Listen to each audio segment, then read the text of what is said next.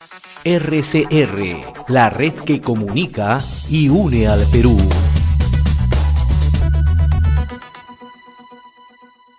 Bien, queremos saludar a esta hora y le agradecemos la amabilidad que siempre tiene con RCR, Red de Comunicación Regional, a la autora Paola Bustamante. Ella es directora de Evidenza Consultores. En su momento se ha desempeñado como alta comisionada para el diálogo y desarrollo del corredor vial del sur y también ha sido ministra de Estado. Doctora Bustamante, como siempre, qué gusto de saludarlo. Gracias por atender la comunicación con RCR. Muy amable. Muy buenas tardes a ustedes, Lizardo, José. Muchas gracias por la invitación a Enlace Regional. Gracias siempre a RCR por las invitaciones que nos hacen. Gracias. ¿Qué es lo que está ocurriendo exactamente en Las Bambas, ¿no? Cuando las veces que hemos conversado con usted le ponía bastante atención, ¿no?, al diálogo, a generar situaciones de consenso, encontrar salidas, ¿no? Pero lo cierto es que en los últimos años ya no ni siquiera el diálogo se ha entrampado, ¿no?, sino que podríamos decir que se ha llegado a un nivel ya de rompimiento, ¿no? Tal es así que incluso la propia empresa MMG Las Bambas ya a través de una comunicación, ni siquiera conocida en el Perú, sino en la bolsa de Hong Kong, daba ya a conocer que probablemente paraliza sus operaciones a partir de la segunda quincena de este mes. Y hace unos momentos hay varias movilizaciones en varios puntos del país, en Arequipa, en Cusco, en Lima, encabezada precisamente por trabajadores que forman parte del sindicato MMG Las Bambas. ¿Por qué no se ha encontrado una solución? ¿Cuáles son las responsabilidades? Hay responsabilidades compartidas. Me gustaría conocer un primer análisis, por favor. Muchas gracias por la pregunta. Bueno, en primer lugar, me parece importante poner en contexto la situación. Ustedes saben que la empresa Las Bambas tiene la operación del proyecto Bambas ubicado en Apurímac, en Chalhuahuacho, en la provincia de Cotabambas, ¿sí?, y básicamente en el ámbito de la comunidad de Fuerabamba. Sin embargo, durante el proceso del transporte del mineral, los camiones salen de Apurímac por Cotabambas y luego ingresan a Cusco y pasan por una serie de distritos y comunidades del llamado Corredor Minero del Sur o el Corredor Vial Sur para llegar hasta el puerto. En este contexto existen demandas tanto desde la provincia de Cotabambas, el distrito de Chalhuahuacho, Apurímac, y existen demandas desde principalmente la provincia de Chumbivilcas y sus comunidades. Durante este último tiempo, y yo podría señalar algún breve resumen del año 2019-2020, se generaron espacios de diálogo que se retomaban y tomaban en cuenta compromisos del gobierno respecto a, por ejemplo, proyectos de inversión pública para cerrar brechas en acceso a servicios básicos y atender una serie de demandas. Y estos espacios de diálogo estaban conformados por las autoridades locales, digamos, de las provincias y distritos de los departamentos que acabo de señalar, Apurímac y Cusco, pero también por los líderes de las comunidades que estaban involucradas en todo el corredor Vial Sur, así como de otras comunidades de cada uno de los distritos de la provincia, tanto de Cotabambas, incluido Progreso, que pertenece a Grau, y Chumbivilcas, en sus espacios diferenciados, tanto Apurímac como Chumbivilcas. Sin embargo, a raíz ya del cambio permanente y sostenido, evidentemente, en este último quinquenio, de no solamente presidentes, sino también de equipos, tanto en el Ministerio de Energía y Minas como en la Presidencia del Consejo de Ministros, cada vez que se ha dado un cambio, las comunidades han señalado que quieren retomar las mesas o los espacios para volver a tratar los asuntos de agenda y, dependiendo de quienes estaban liderando las comunidades, incorporaban algunos temas adicionales. En el caso de Chumbivilcas específicamente, que es en este momento la situación más crítica que existe con el proyecto Las Bambas, ya que el diálogo está avanzando de acuerdo a la información que tengo en Cotabambas, el pedido de Chumbivilcas era básicamente en dos vertientes, diría yo. La primera, la que empujaban más los alcaldes, ¿sí?, vinculada con proyectos de inversión pública y el tema de la posible contaminación por polvo, ruido y vibración que se podría generar por el pase de los vehículos que transportan el mineral. En esa medida, producto del diálogo, se acordaron, por ejemplo, que el organismo de fiscalización ambiental, OEFA, haga una evaluación durante el año 19 que arrojó que efectivamente tenían que tomarse medidas respecto al polvo, ruido y vibración.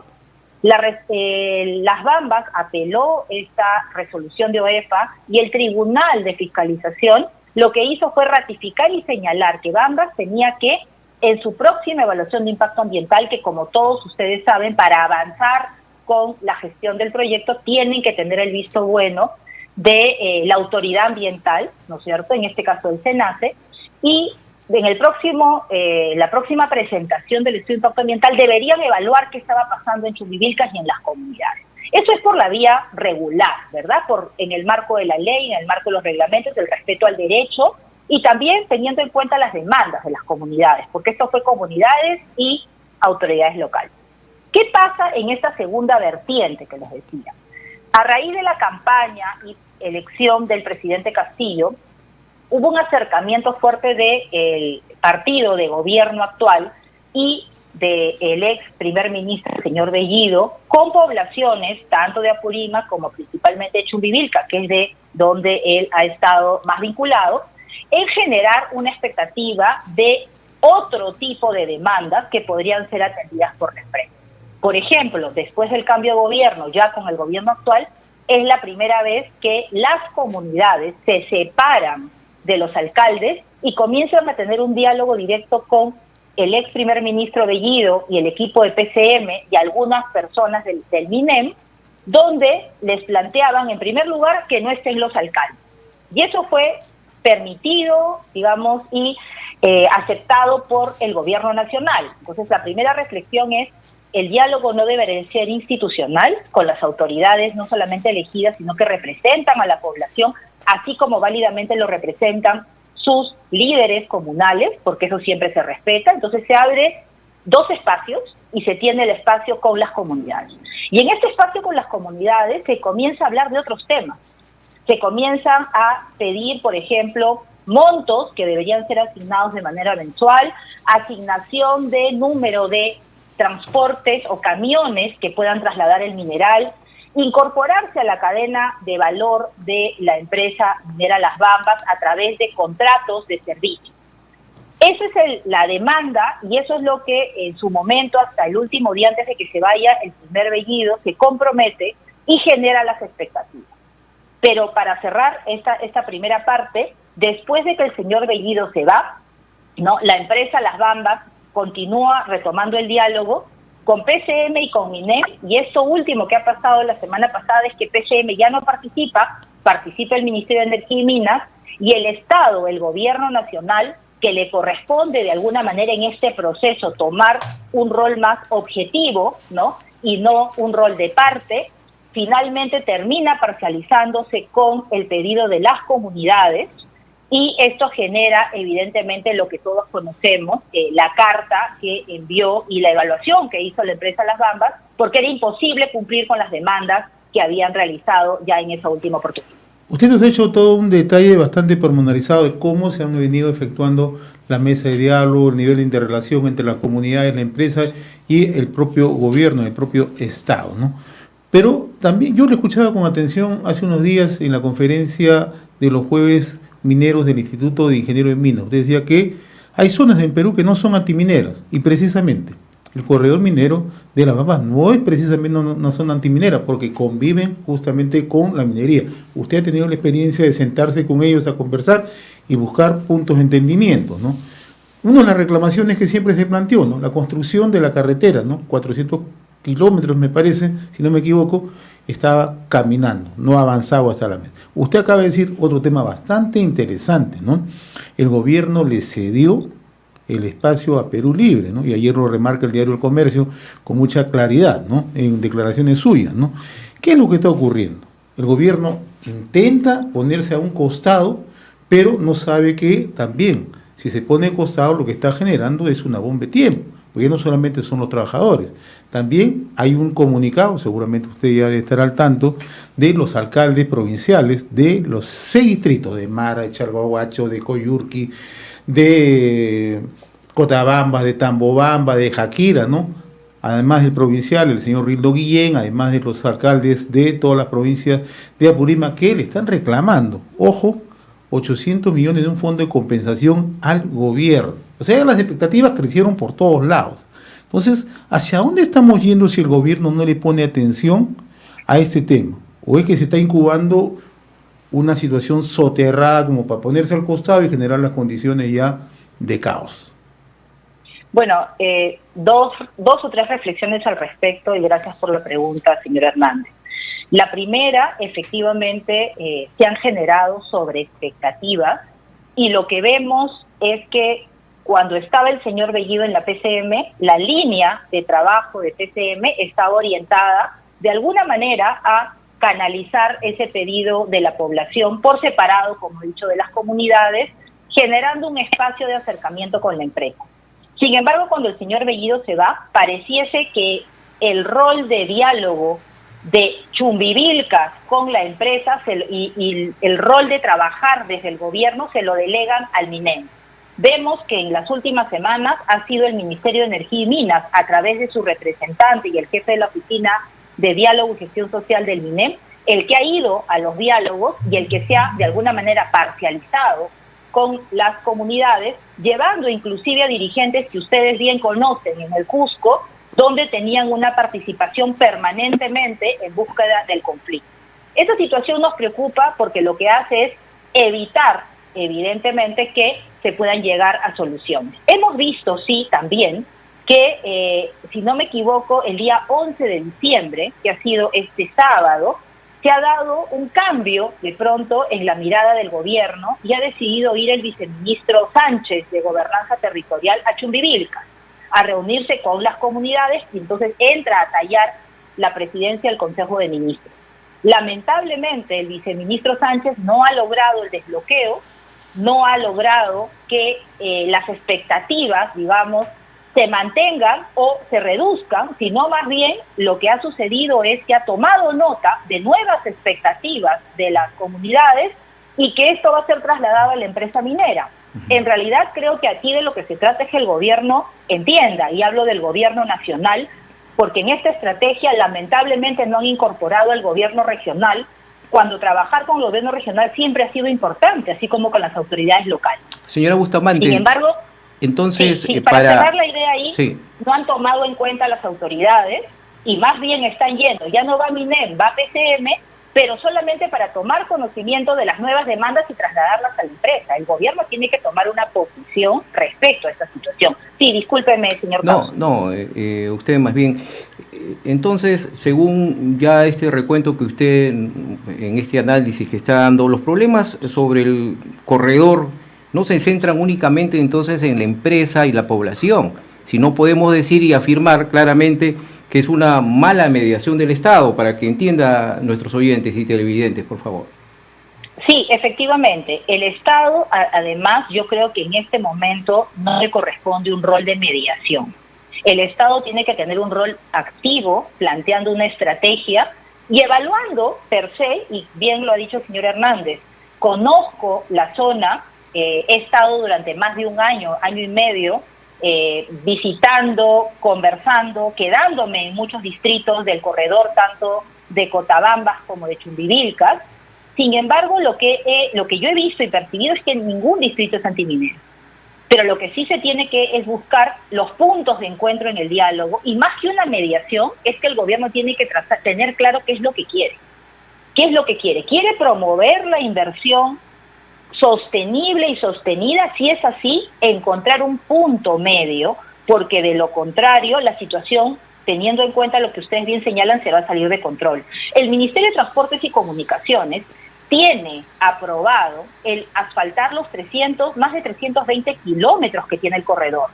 Hasta el último día del gobierno de transición y emergencia, con el presidente Sagasti y el ministro Eduardo González del Ministerio de Transportes y Comunicaciones, si mal no recuerdo, 2 o 3 días antes seguían pagando además las compensaciones por la vía que habían, el derecho de vía que se había utilizado, y comenzaban los proyectos de asfaltado en las zonas donde ya se había logrado cerrar. Lo que pasa es que en este momento se está mirando el conflicto solamente como la relación entre la empresa y la comunidad, y si la empresa atiende lo que la comunidad pide, cuando el corredor es un ámbito mucho mayor que requiere además la intervención de otros ministerios y otros sectores que ya venían trabajando en el tema, como ambiente, como transportes y comunicaciones, como desarrollo e inclusión social, por ejemplo. Ahora, señora Bustamante, mucha gente que no es muy especialista en el tema, la gente de a pie, se pregunta ¿por qué tanto dura este conflicto? Recordemos que son 4 presidentes que no han podido contener esta conflictividad. Hablemos del presidente Humala, el señor PPK, Vizcarra, incluso Sagasti, y el presidente actual, Pedro Castillo, podría ser el quinto. Bueno, en primer lugar, en cuanto al corredor minero del sur, creo que hay temas que vienen desde el origen, ¿no? El proyecto se aprobó de una manera donde se generó una expectativa en Chumbivilcas porque se iba a construir un mineroducto. Luego el proyecto se vende, se parte en 2, ¿sí? Y la propuesta de mineroducto, que era llevar desde Bamba hasta lo que era la planta de molibdeno y cobre ya en Espinar, no se puede concretar y se plantea trazar una vía nacional. Y ahí, digamos, viene la situación porque había una expectativa con las comunidades de Chumbivilcas que iban a ser área de influencia directa, luego no lo son, hay un tema de comunicación, probablemente también del Estado, pero hay responsabilidad también de la empresa. Entonces, en la reflexión que hacían ustedes al iniciar esta entrevista, decían, ¿es responsabilidad compartida? Claro que sí, pero creo que ya han pasado varios años y que los gobiernos que han ido pasando, ¿sí? Conociendo cada vez más la situación, creo que es importante ya trazar un norte y una estrategia como país, cómo vamos a manejar. Tan importante tener marco jurídico para facilitar y promover inversiones es importante para el mantenimiento y la protección ambiental, así como el tema social, que es fundamental. Usted es especialista no solamente en conflictos sociales, sino también en temas de diálogo a nivel nacional e internacional, ¿no? ¿Por qué le hago esta reflexión? Porque en las circunstancias que estamos viviendo en el corredor vial del sur o corredor minero del sur, hoy los interlocutores de parte del gobierno son gente que ha tenido una posición política bien marcada frente a los proyectos, se lo digo de manera muy puntual. El señor Sánchez, por ejemplo, que es es representante de la presidencia del Consejo de Ministros, cuando estaba al frente de Gufies, él ha tenido una posición bien frontal contra las Bambas, una posición bien frontal contra Antapacay, bien frontal contra otros proyectos que cruzan todo el corredor minero del sur, ¿no? Y esta es una de las recordaciones que le está trayendo a colación justamente la población, ¿no? Antes tenías un discurso, ahora no puedes variar ese discurso. Le hago esta pregunta porque ¿cuáles son los riesgos que se va a mantener? Incluso la propia presidenta del Consejo de Ministros, todo el mundo conocemos su posición que ha tenido frente a los temas de minería, ¿no? Entonces, ¿qué salida le vamos a encontrar en estas circunstancias, doctora Bustamante? Bueno, yo creo que en primer lugar no podemos seguir viendo nuevamente a la situación que sucede en el corredor como en otros puntos del país, porque cuando suceden estos conflictos relacionados con actividades extractivas, son efectos espejo que se van dando en diferentes lugares. De hecho, la información que nosotros tenemos es que uno de los temas es que muchas comunidades del entorno están esperando a ver cómo negocia este grupo de Chumbivilcas para que una vez que logren los resultados, entrar las otras comunidades. Por lo tanto, requiere una estrategia mayor. ¿Y eso qué significa? Significa un liderazgo desde el presidente de la República para plantear a nivel de Consejo de Ministros que esta situación no puede seguir. Hay una línea vinculada, por ejemplo, en el sur con el asfaltado. Que en este momento, ¿qué está haciendo el Ministerio de Transportes y Comunicaciones respecto de este tema? Que era un compromiso de gobierno, más allá que sea del gobierno A, B o C. Las comunidades no tienen por qué, ni deben por qué ser perjudicadas porque cambió un presidente u otro. Lo que tiene que estar claro es que los compromisos que se asumen desde el Estado en cualquier nivel de gobierno se deben de cumplir.